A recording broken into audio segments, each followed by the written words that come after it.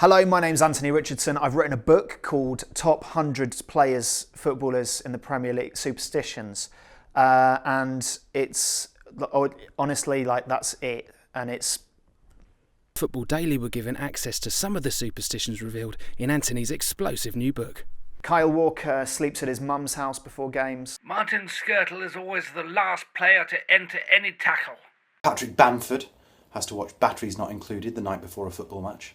Tom Cleverley spends the whole of the 90 minutes humming tunes from the musical Cats. Nathan Redmond must tickle all of his teammates at half-time. That's not his superstition, it's John Ruddy's. He likes watching. Before every game, Stan Collymore used to go dogging, but for luck. Lee Turmoil refuses to make love the night before a football match. If indeed he does make love accidentally, he has to make love twice to make up for the first one.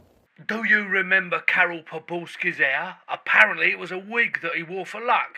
One time, Geordie Cruyff put his bum in it. Before every goal kick, Brad Guzan does a farting noise with his armpit. Sort of like a...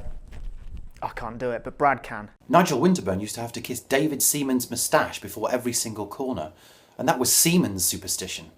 John Terry touches himself. That's it.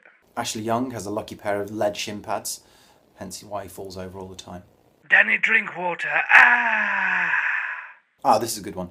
Every time Wayne Rooney scores a goal, he has to recite the Gruffalo to himself in his own head before he scores another goal. Sadly, it takes him 6 months to do both.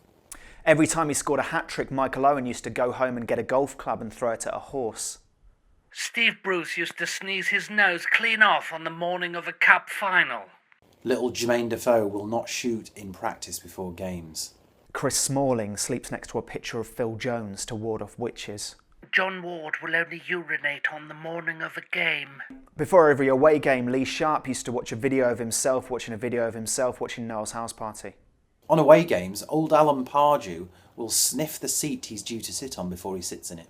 Mark Hughes strips naked before each team talk so he can maintain eye contact with his players. You've probably noticed that Lucas Fabianski rubs his forehead on the goalposts every 15 minutes.